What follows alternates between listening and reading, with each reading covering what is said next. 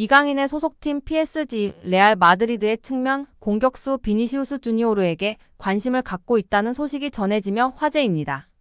지난 시즌 정상급 활약을 펼치면서 레알의 스페인, 라리가 우승과 유럽 축구 연맹 챔피언스리그 우승을 견인한 비니시우스는 발롱도르 수상 후보로 꼽히고 있습니다. PSG는 계약 만료로 팀을 떠난 킬리안 음바페의 공백을 비니시우스로 메우려는 계획으로 보이는데요. 프랑스 축구 소식을 전하는 게 풋볼 뉴스 프랑스에 따르면 프랑스 매체 프랑스 텔레 소속 언론인 모하메드 부합씨는 프랑스 RMC 스포츠에서 진행하는 프로그램인 애프터 풋에 출연해 PSG가 비니시우스를 예의주시하고 있다고 말했습니다. 겟 풋볼 뉴스 프랑스는 부합씨가 꺼낸 비니시우스의 PSG 이적설을 앞서 레키프가 곧 레알에 합류할 예정인 음바페가 레알 라커룸에 미칠 수 있는 영향에 대한 우려가 있다는 내용의 보도를 낸 것과 엮었습니다. PSG 시절부터 라커룸 내 영향력이 지대했던 음바페가 레알 라커룸에서도 같은 태도를 유지한다면 특정 선수들이 팀을 떠날 수도 있다는 우려였습니다. 매체는 또한 음바페와 비니시우스의 포지션이 겹친다는 점도 언급했습니다. 비니시우스는 주로 왼쪽 측면에서 뛰는데 음바페 역시 최전방 스트라이커와 왼쪽 측면 공격수를 모두 소화하는 선수입니다.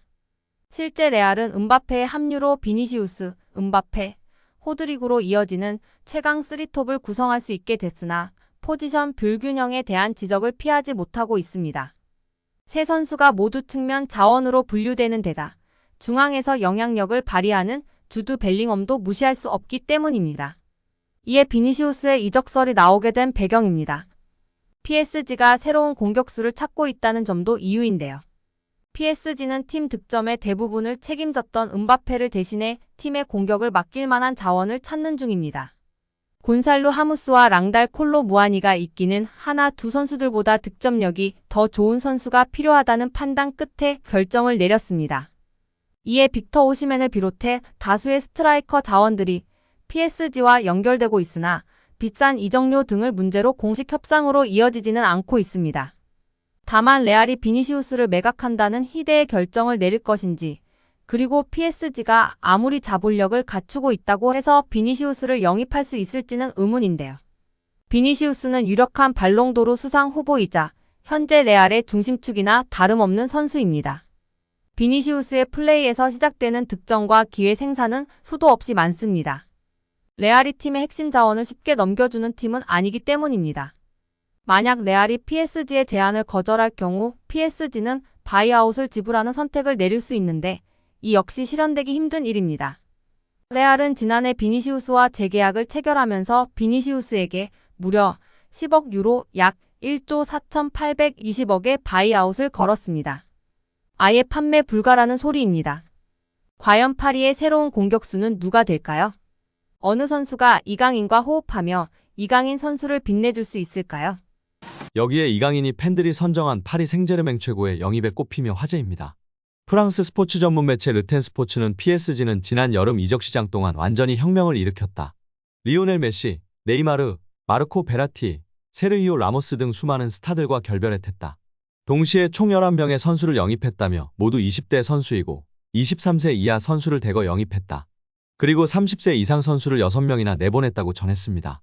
실제 PSG는 이강인을 비롯해 22세인 곤살로 하무스, 아르나우 테나스, 마누엘 우가르테를 데려왔고 그 밑으로는 21세 브래들리 바르콜라, 19세 사르 운두르를 데려왔는데요. 잠재력이 높은 신예들로 평가받는 선수들입니다.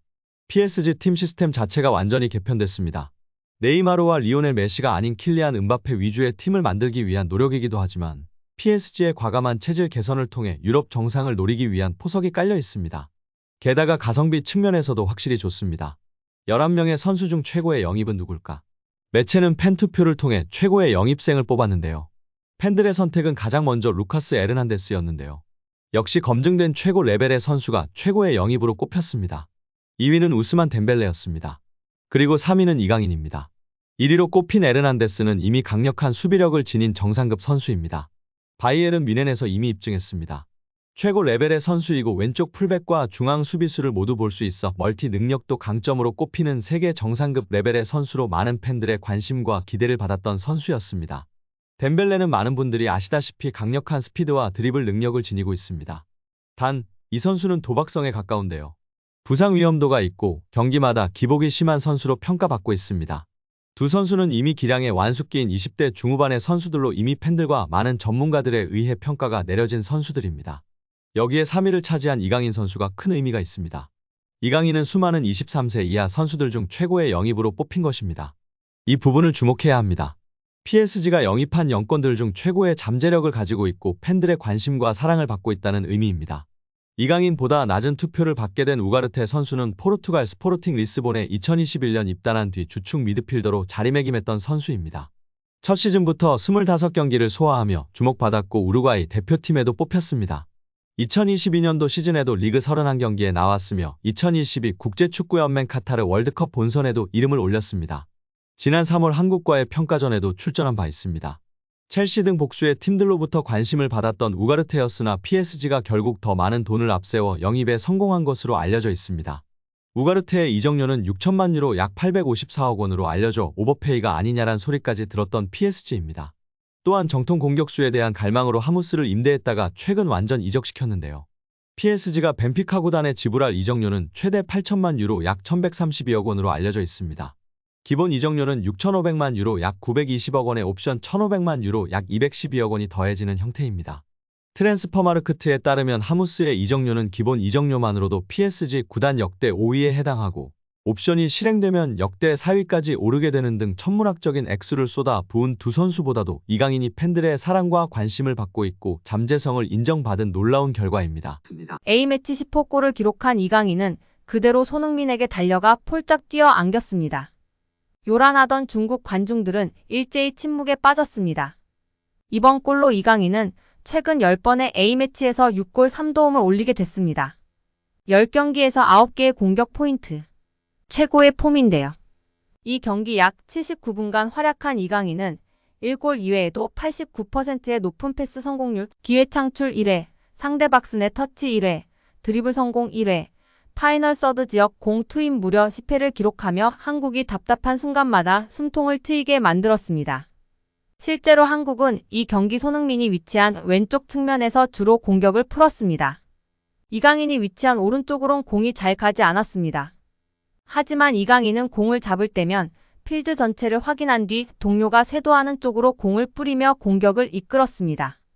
특히 왼쪽 측면에 위치한 손흥민을 발견한 뒤 긴 패스로 공을 연결하고 다시 침투해 손흥민의 패스를 슈팅으로 연결하는 장면은 압권이었습니다.